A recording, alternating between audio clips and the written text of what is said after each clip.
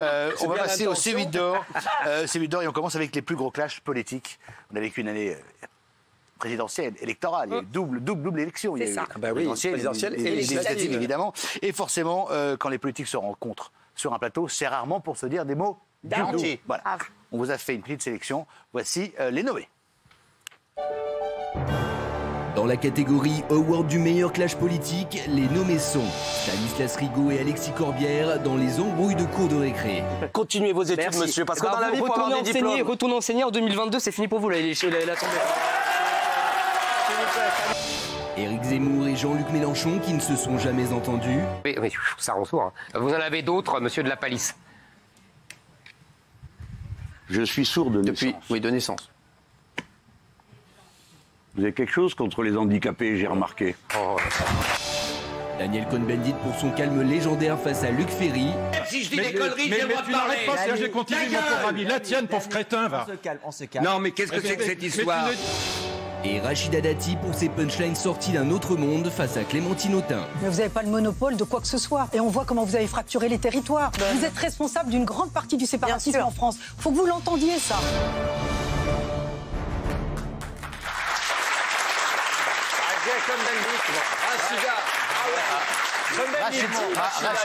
Mélenchon, c'est marrant.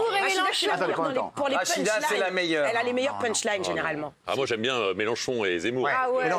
Mélenchon, Zemmour, en fait, il fait référence à sa sourdité d'une oreille, quand même. C'est très gênant. Comment il le regarde comme ça, froidement? Là, les deux meilleurs, c'est pour les handicapés.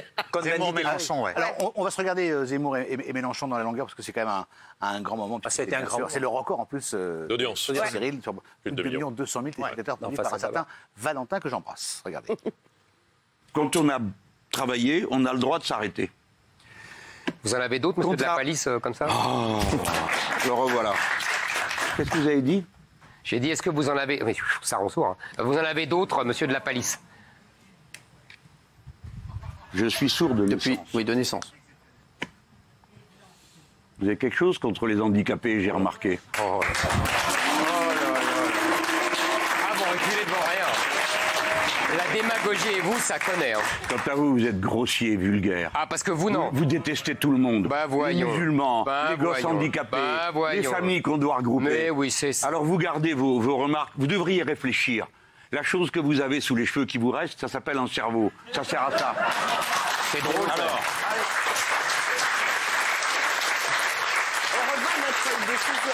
C'est vrai que la gaffe est énorme de la part de Zemmour. Vous voulez qu'on revoie, parce que c'est quand même un grand moment, vous voulez qu'on revoie Luc Ferry c'est énervé les deux. C'est incroyable, regarde. Il y a dans la société française et il y a dans les institutions françaises du racisme, de l'antisémitisme. Dans les institutions françaises? Il y a... Lesquelles? Alors dis-moi lesquelles. Par exemple, il y a dans la police du racisme. Il y a des gens racistes, il n'y a pas dans la police du racisme. Non, oui, c'est ce que je veux dire. Allez, arrête. Oui, mais ça, arrête. Non, arrête. Non, mais laisse-moi finir maintenant. Mais j'en dis n'importe quoi, mais tu dis que des conneries, je veux dire, c'est insupportable. Même si je dis des conneries, j'ai le droit de parler. Mais tu n'arrêtes pas, c'est-à-dire j'ai continué mon pauvre ami. La tienne, pauvre crétin, va. On se calme. Non, mais qu'est-ce que c'est que cette histoire? Mais tu ne dis que des mensonges en ce moment.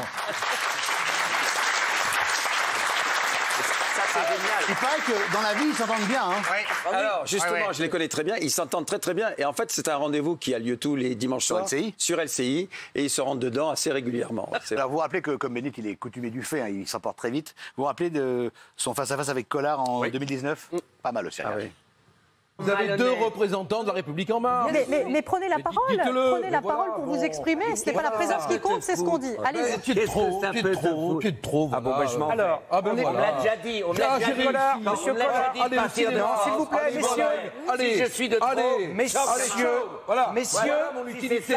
Au moins, les vieilles guenilles, les faux culs de la politique, ceux qui ont dit que l'élection était un piège à con. S'il vous plaît, monsieur Collard. Monsieur Collard. Monsieur Collard.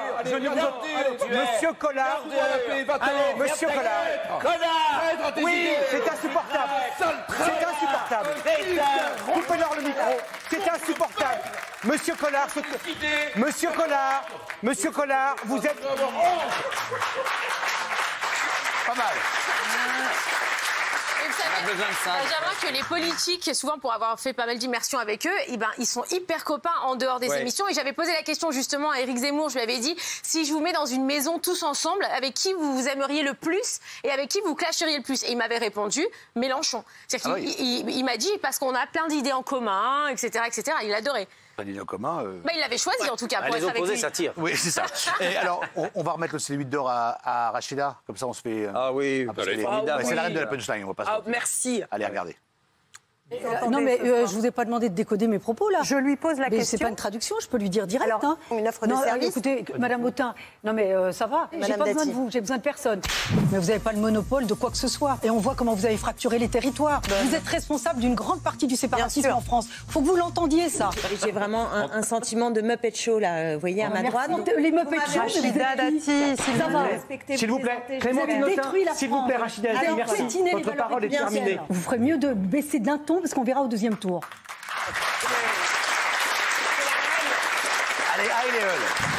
Allez, on va passer au C8 d'or des plus gros clashs en divertissement et beaucoup en télé-réalité, Magali, on va pas se mentir. Les nominés sont... Attention. Dans la catégorie Award du meilleur clash à la télé, les nommés sont Marois et les jumelles Ilmer qui ont un peu trop pris le melon.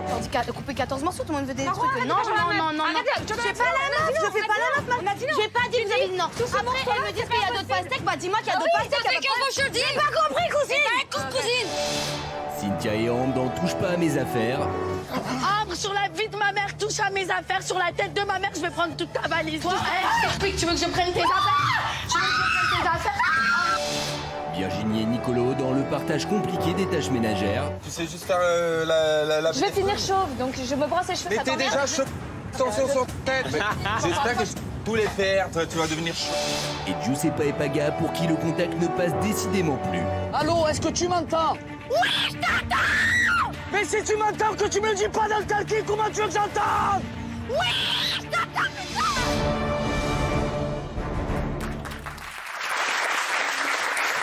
Paga. Là, on est d'accord.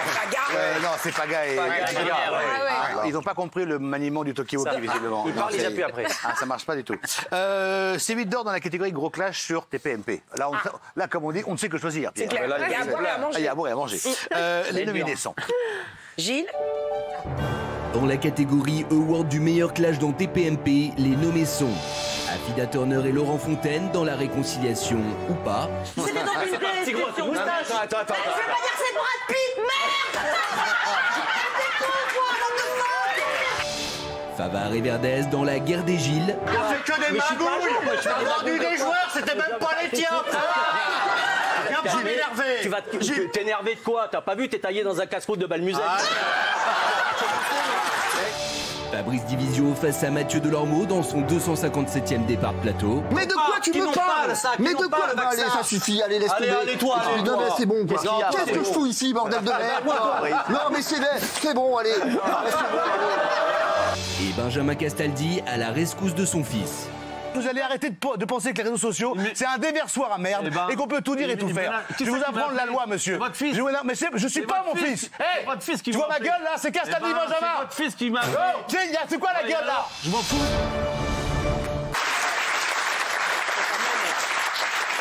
Alors, je n'ai pas porté plainte pour des questions de budget.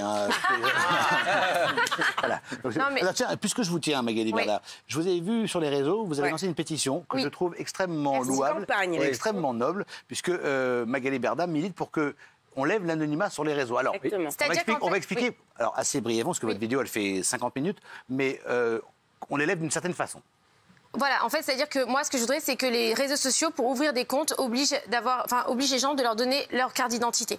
Tout simplement. Comme ça, ils les gardent. On peut avoir un pseudo parce qu'on n'a pas envie forcément de dire son nom, etc. Je peux le comprendre. Mais au moins, s'il y a un souci pour du harcèlement, eh bien, la police peut avoir accès à la carte d'identité qui a ouvert le compte. Ça limite aussi qu'une personne ouvre un compte, ouvre 15 comptes, voilà, et harcèle quelqu'un en meute parce que c'est très grave. Et aussi, ça protégera les enfants parce qu'en dessous d'un certain âge, on n'a pas à être sur les réseaux sociaux. Il y a des règles. Et du coup, ils pourront s'assurer de l'âge de la personne qui ouvre le compte. Donc, ça pourra régler plein de problèmes en une seule chose, juste demander la carte d'identité à l'ouverture du compte. Alors, comment est-ce qu'on peut signer la pétition? Vous pouvez applaudir